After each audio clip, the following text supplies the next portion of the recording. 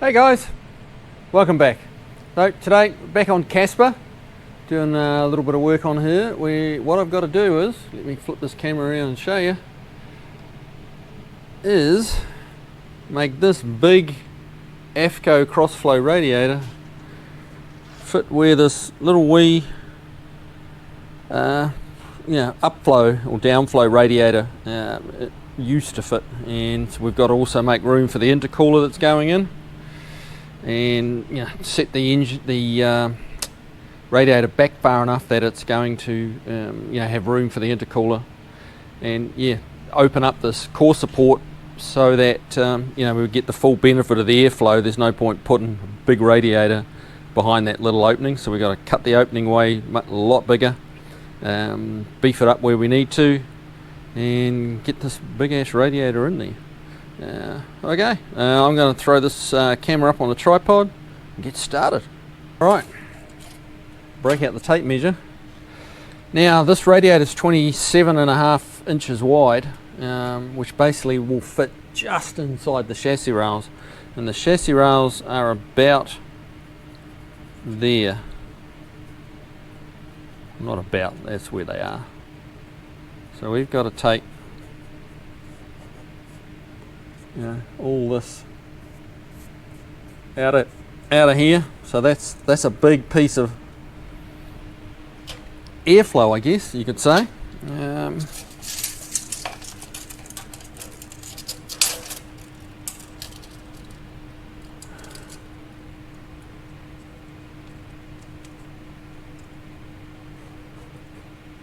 Yeah, that's a lot of material to get rid of. That's okay.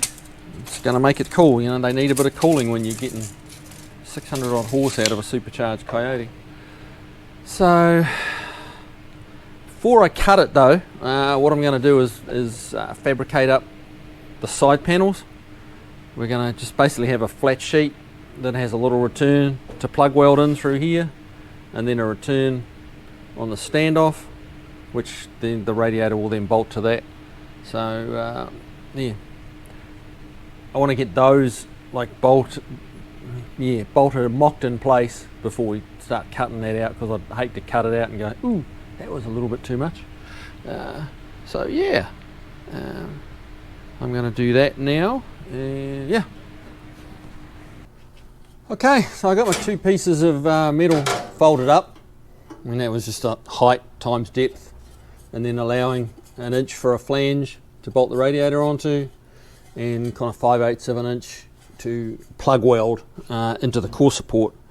So now it's a matter of making this fit, which doesn't fit perfect. Like never expect it to. Down here there's a little step in the core support. It kind of comes down, comes out about 3/8 of an inch, out like inward actually, depending which direction you're looking.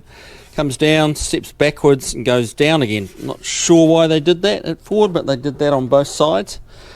So this doesn't want to sit flush. So what we're going to have to do is cut a little recess in here so that it will fit flat. Now I've gone ahead and done it on this side, and this kind of gives you an idea. This is the little step that's here. So all I did was cut the flange off, like on the fold, like measured that distance, which was just a matter of putting it in place and marking it. Took a little trim off this bottom edge that allowed it to sit down just a little bit deeper on the rail, just to make it easier to weld. So there's not, there'll be no gap to weld up. So and then the sort of 3/8 of an inch, 1/4 inch that we had excess here, I just put on a vise and hammered it over, just with a hammer, just basically beat on it until we got a little flange. Now, I'm not going to be able to plug weld that little flange, but it's going to be easy to weld. So that was the reason for doing that. Now this piece now actually fits in.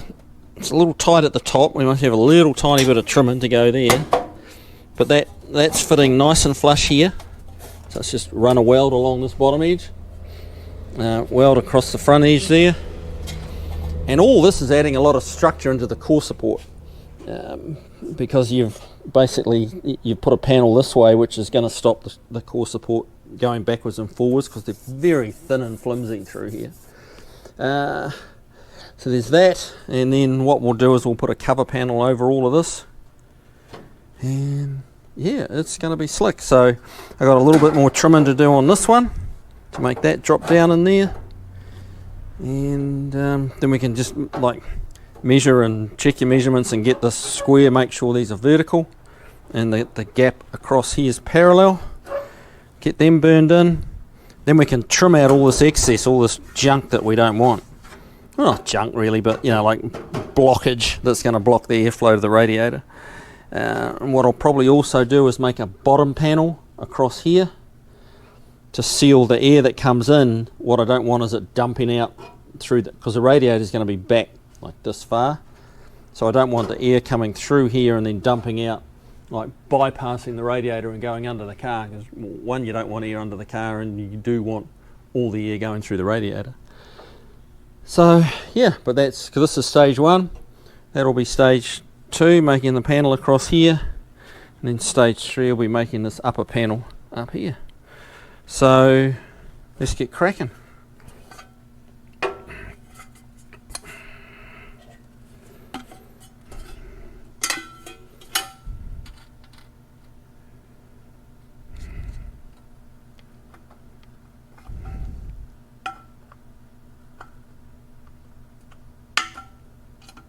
So it's just that little relief there, that just allows it to sit down.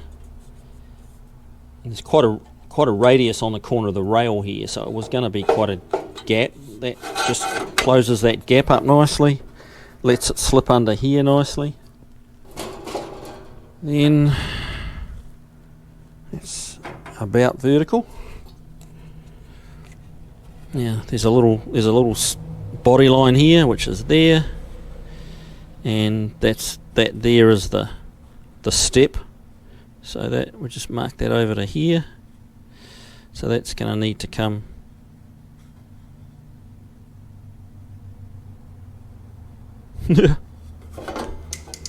forgive my lines, but yeah, it's basically, we need this about like that. So I'll trim this flange completely off all the way up to here, and then I'll just hammer form that little relief, little recess, and that should drop in there. So let me go and do that. I'll be right back. Okay, so got that just shaped here. Again, it's just a little bit of a hammer over the edge of a jaw of your vise or whatever hard square piece of steel you've got, iron. And yeah, just shape that around here. Yep, stay. That now fits in here nice. So we've got a nice easy weld up through here, plug welds through here. And yeah, it's like taking shape. It's pretty kind of straightforward stuff really. I'm going to get these punched, clean up the metal, and then do some welding, and we can start cutting. Yeah, you see how that how the radiator is actually going to hang in there. So I'll be back. So I've got all this ground back ready to weld it in through the plug welds. Now I've just got to punch some holes with my flanger / hole punch. It's a great little gadget. It just punches a bunch of holes like that to your plug weld.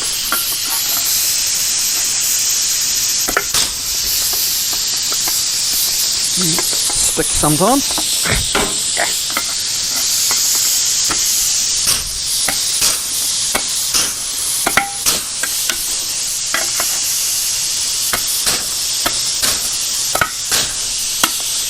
This is 18 gauge, so it does. Sometimes it'll take a couple of. Sometimes it blasts right through, and sometimes you got to hit it a few times. Get it out. All right. So that's that ready to go. It's over here. So we've got plenty of plug welds to weld up now. Now a bunch of you guys have been asking me about what I do to, like, why not use weld through primer. What I use is this stuff. It's called Gem Rust Killer. Now, it is also a weld through primer. You basically spray it on, wipe it off, wipe it on, and that will, one, kill the rust, and it does put seals it, puts a coating on it that will stop rust, and you can weld through it. So it does exactly the same job as a weld through primer, but it will also kill any rust that's there where the weld through primers don't. So there's often a little bit of surface rust around the place that you may or may not see, depending how bad it is, but the weld through primer does not stick to even the beginnings of a bit of surface rust. So I personally think this is better. I just put it in a spray bottle, and you can spray it on or just tip it onto a rag. You just spread it out a little bit, like so. You don't even have to wait for it to dry, like weld through primer. You can just basically have at it.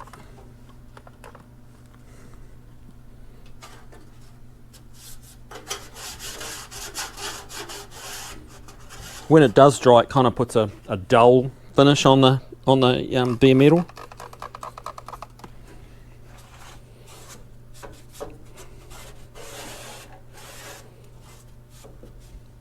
And it's as quick as that. You might want to wear rubber gloves. I hate wearing rubber gloves. My hands are so tough and leathery now these days. Doesn't seem to bother me too much.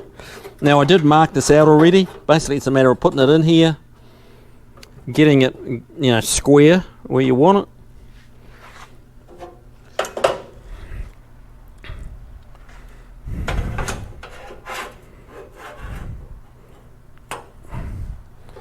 Now, I used a square, like so. Just put that along across here, made sure it was square. And then I backed that up with a diagonal measurement across the corners. Make sure I was, doubly right. That one's going to go there.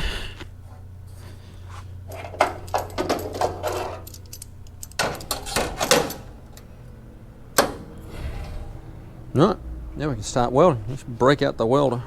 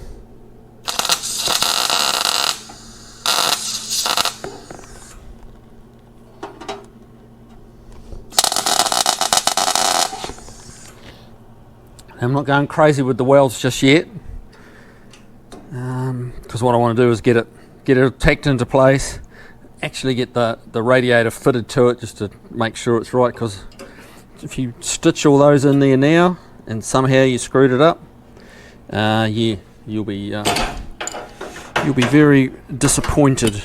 And it does happen, we're all human, we do make mistakes. I'll throw that down there.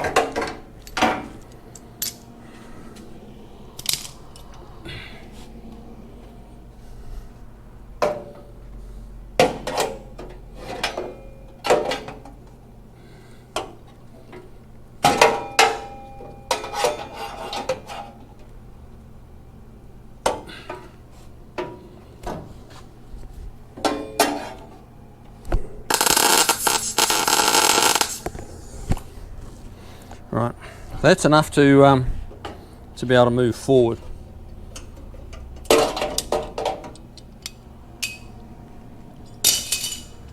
Okay, so let's see how this massive radiator fits.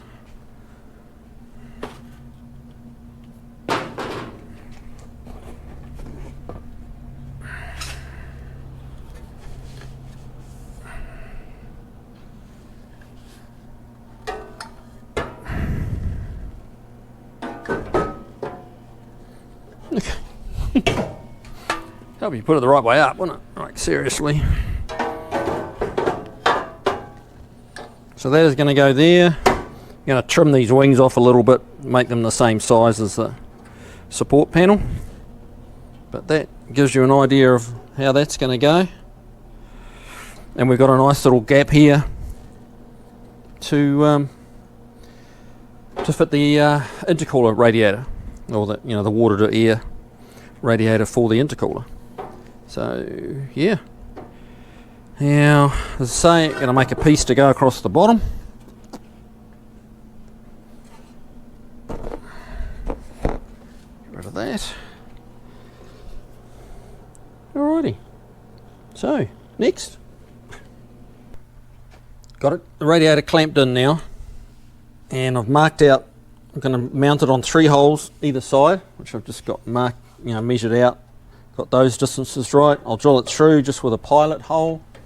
And then we'll take it out and drill those. We'll nut and bolt it on there, and then because it's not going to be easy to get down in here to to hold a nut, we'll nut and bolt it together, and then I'll weld the nuts onto the back here. So you just literally bolt the radiator in, so which will make it nice, easy for servicing. And yeah, so let's get some pilot holes drilled.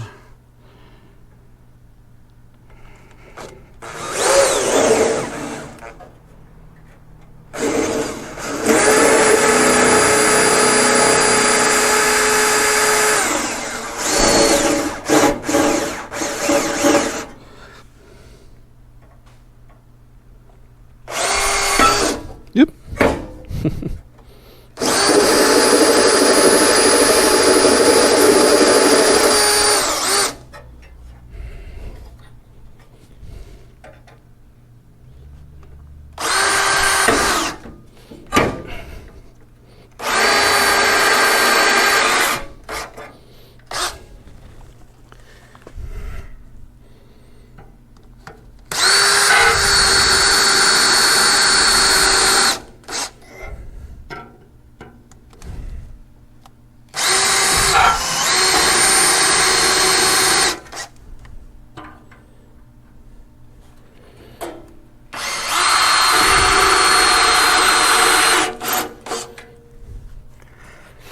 Now, most radiators are held in with 4 bolts, like just 2 each side. It's like, it's a big radiator, it's a thick core. It's going to have some weight in it, so let's just bolt it with 3 each side. Right.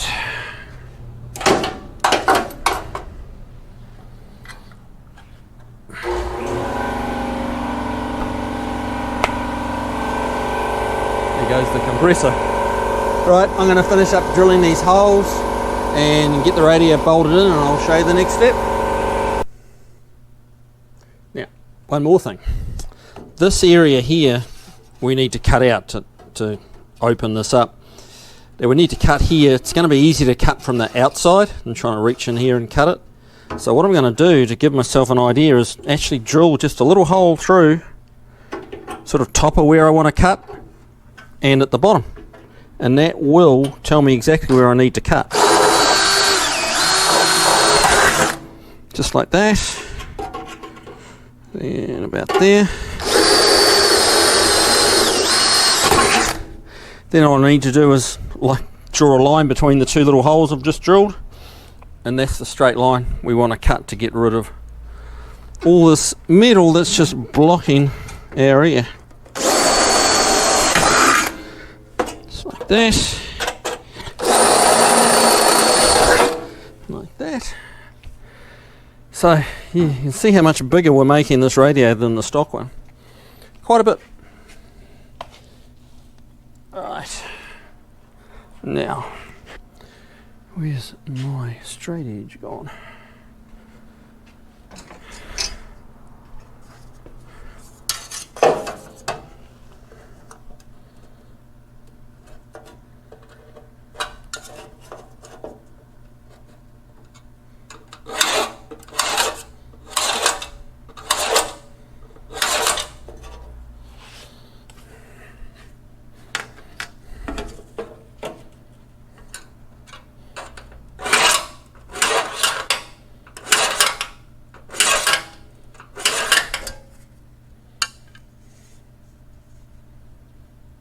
And that is what we want to do.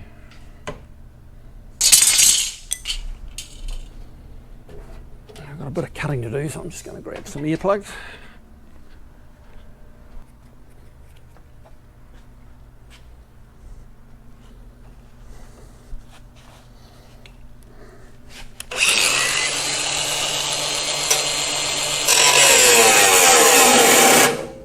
I didn't think the cordless would have enough juice.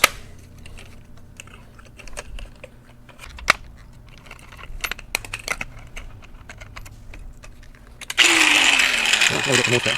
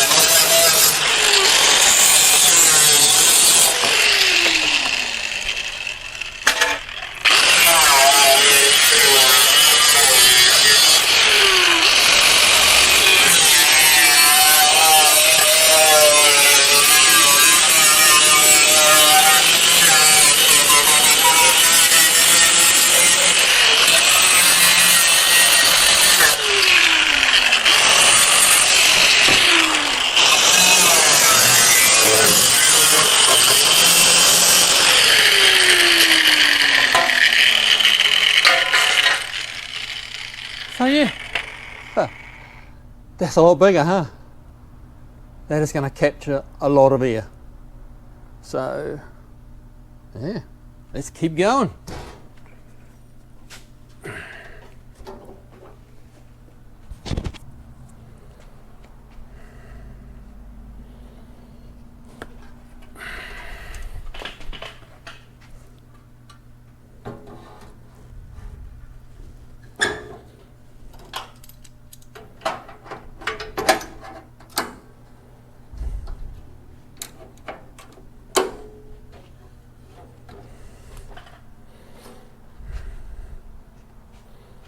Looking good, guys, looking good. Let me get some nuts and bolts.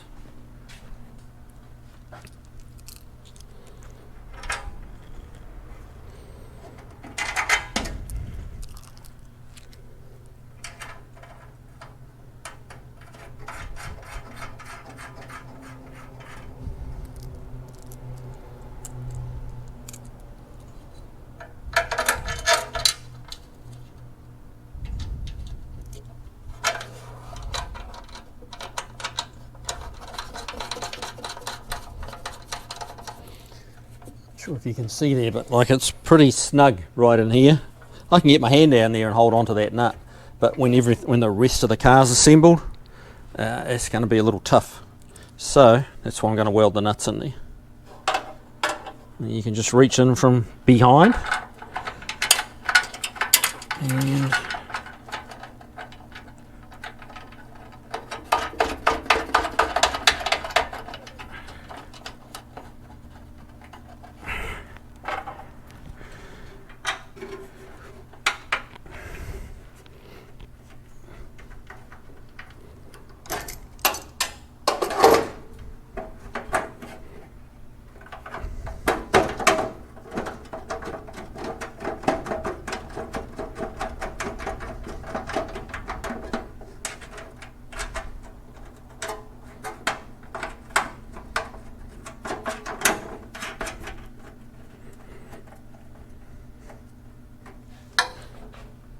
this is super rigid now.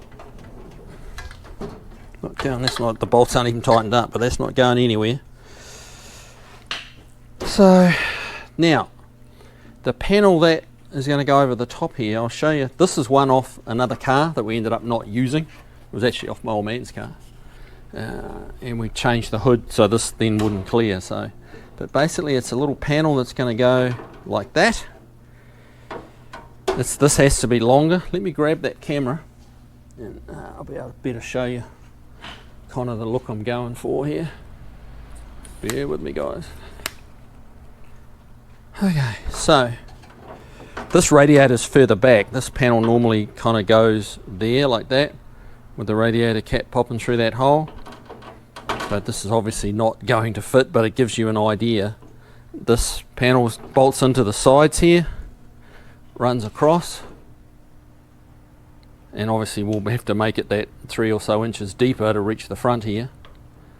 And then that caps the top of the recess, you know, the setback of the radiator. It gives you an idea of the radiator opening. It's pretty big. And yeah, we'll put a little panel across here, as I said, to stop the air spilling out underneath. And that'll be one mounted radiator ready to go. Then we just got to get, we're waiting on the intercooler arriving. So we'll get that mounted as soon as that gets here. And yeah, so I got a bit to do, which is all of which is a little boring to just keep videoing and watching, but that kind of gives you an idea. I'll probably go into this panel, how the process of making it on another video, like the next video on this car. But for today, that kind of gives you an idea of where we're going with it.